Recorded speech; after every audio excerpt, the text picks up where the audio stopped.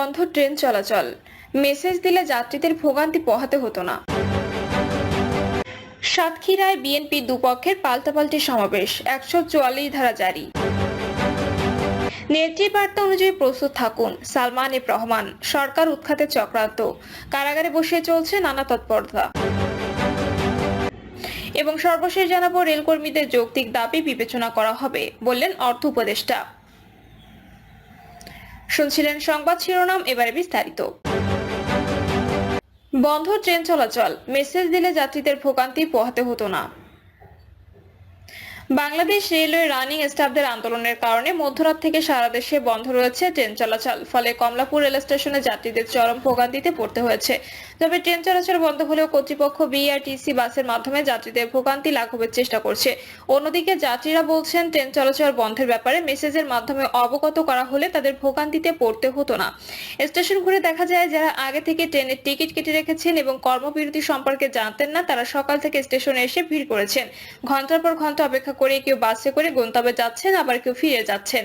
Train না পেয়ে BRTC বাসে করে যশোরে যাচ্ছেন শান্তা নামের এক যাত্রী। তিনি ভোগান্তির কথা জানিয়ে বলেন, এখন একটু ভালো লাগছে, খুবই টেনশনে ছিলাম। দূরের রাস্তা কিভাবে যাব, যশোরে যাব আমরা, আমাদেরকে যদি আগে একটু মেসেজ করাও হতো। যেহেতু আমরা ডিজিটালাইজেশনের মধ্যে চলে আসছি, আমরা ট্রেনে যেতে পারবো না, এটা আমাদেরকে আগে মেসেজ দেওয়া উচিত ছিল। মেসেজ দিলে এই ভোগান্তিটা যাত্রীদের পোহাতে হতো না। আমরা আগে থেকে সতর্ক থাকতে পারতাম বা অন্য ওয়েতে যেতে পারতাম। তারপরে বিআরটিসি কর্তৃপক্ষকে ধন্যবাদ, আমাদের জন্য একটা ব্যবস্থা করে দিয়েছে। আরেক যাত্রী বলেন, দাবি আদায় করার জন্য আন্দোলনের প্রয়োজন নেই, এটা তাদের ভেতরের জিনিস, তারা তাদের মতো করে ঠিকঠাক করে নেবে। তার জন্য আমরা যদি ভোগান্তির শিকার হই, এটা খুবই কষ্টকর। আমি 3 দিন আগে টিকিট কেটেছি, গতকাল জানতে পারলাম যে তাদের ধর্মঘট ট্রেন চলবে না। আমাদের তো মেসেজ আগে দিতে হবে।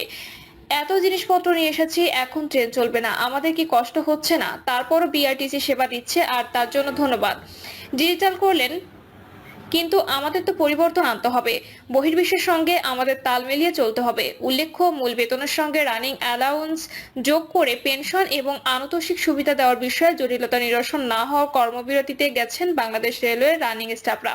কর্মবিরতির অংশ হিসেবে সোমবার দিবাগত রাত 12টার পর শিডিউল থাকা ট্রেনগুলোতে ওঠেননি রানিং স্টাফরা। ফলে প্রারম্ভিক স্টেশন থেকে কোনো ট্রেন ছেড়ে যায়নি। এই কারণে সারা দেশে বন্ধ রয়েছে ট্রেন চলাচল। রানিং স্টাফের মধ্যে রয়েছে ট্রেন চালক, গার্ড ও টিকিট চেকার পদধারীরা। সাতক্ষীরায় বিএনপি দুপক্ষের পাল্টাপাল্টি সমাবেশ, 144 ধারা জারি। সাতক্ষীরার কালীগঞ্জে বিএনপির পাল্টাপাল্টি মিছিল, সমাবেশ, হামলা ও ভাঙচুরের ঘটনা 144 ধারা জারি করেছে উপজেলা প্রশাসন। বিকালে দুপক্ষের পাল্টাপাল্টি কর্মসূচিতে আইন শৃঙ্খলা পরিস্থিতির অবনতি হলে উপজেলা নির্বাহী কর্মকর্তা অনুজা মণ্ডল 144 ধারা জারি করেন। এ সময় পুলিশ ও সেনাবাহিনীর সদস্যরা লাঠিচার্জ করলে পরিস্থিতি নিয়ন্ত্রণে আসে। জানা গেছে, গত সপ্তাহ জুড়ে বিভিন্ন ইউনিয়ন কমিটি গঠনকে কেন্দ্র করে বিএনপি দুপক্ষের মধ্যে উত্তেজনা বিরাজ করে আসছিল। কালীগঞ্জ উপজেলা বিএনপির আহ্বায়ক শেখ ইবাদুল ইসলাম এবং সদস্য সচিব ডক্টর মোহাম্মদ শফিকুল ইসলামের নেতৃত্বে তারালি এবং চম্পাফুল ইউনিয়ন কমিটি গঠন করা হয়। কমিটিতে আওয়ামী ঘরানার লোক ঢুকানো হয়েছে এমন কিছু দাবি তুলে বিএনপির অপর গ্রুপ গত 2 দিন ধরে বিক্ষোভ সমাবেশ করে আসছেন। সোমবার বিএনপির আহ্বায়ক শেখ ইবাদুল ইসলামের পক্ষের গ্রুপ আনন্দ মিছিলে ঘোষণা দেয়। এর প্রতিবাদে থানা বিএনপির অপর গ্রুপের আহ্বায়ক শেখ নুরুজ্জামান এবং সদস্য সচিব চেয়ারম্যান জাহাঙ্গীর আলমের নেতৃত্বে বিক্ষোভ সমাবেশ আহ্বান করে। বিকাল 4টায় শেখ ইবাদুল ইসলামের নেতৃত্বে একটি বিশাল শোভাযাত্রা কালীগঞ্জ শ্যামনগর মহাসড়ক হয়ে উত্তর কালীগঞ্জ প্রদক্ষিণ শেষে ফুলতলার গোল চত্বরে গিয়ে সমাবেশ মিলিত হয়। সেখানে শেখ ইবাদুল ইসলামের সভাপতিত্বে বক্তব্য রাখেন সদস্য সচিব ডক্টর শফিকুল ইসলাম বাবু সহ উপজেলা এবং ইউনিয়ন বিএনপি ও অঙ্গ সহযোগী সংগঠনের নেতৃবৃন্দ।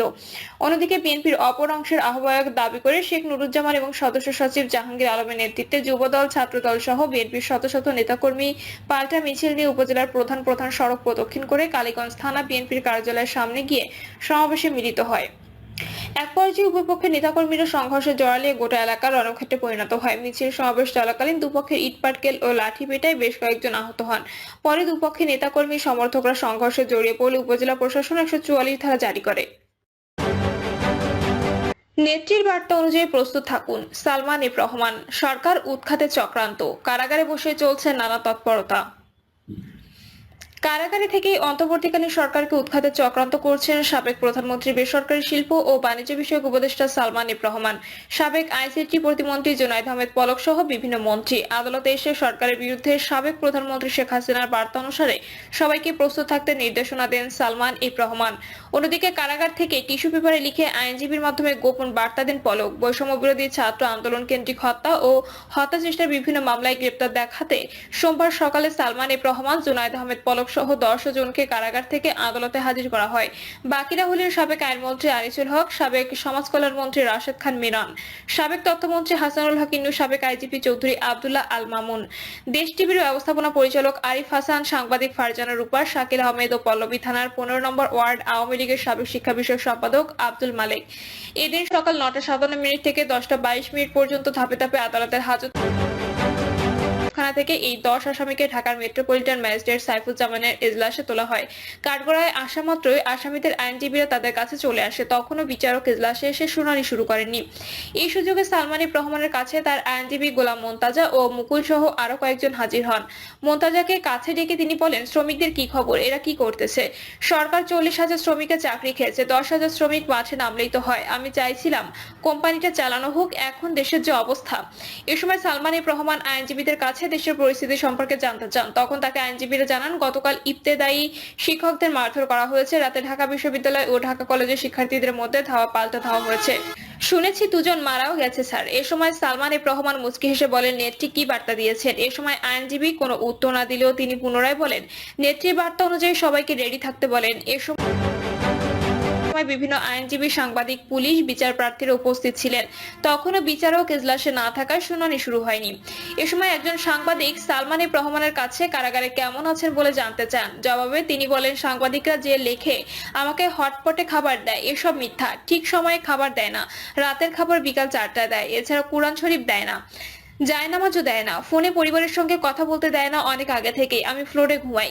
সে সময় সেখানে উপস্থিত এক আইনজীবী আল ইমরান বলেন, উনি বলেছিলেন বেক্সিমকোর 40,000 শ্রমিকের কাজ বন্ধ, বিভিন্ন ফ্যাক্টরি বন্ধ করে দিচ্ছে। তিনি বলেছিলেন আমার কোম্পানি বন্ধ করলে আমি করব, সরকার কেন করবে? এসব নিয়ে বিভিন্ন কথা বলছিলেন। নেত্রীর নির্দেশনা অনুযায়ী প্রস্তুত থাকার বিষয়ে কি বার্তা দিচ্ছিলেন জানতে চাইলে তিনি বলেন, এ সময় আমি ছিলাম না।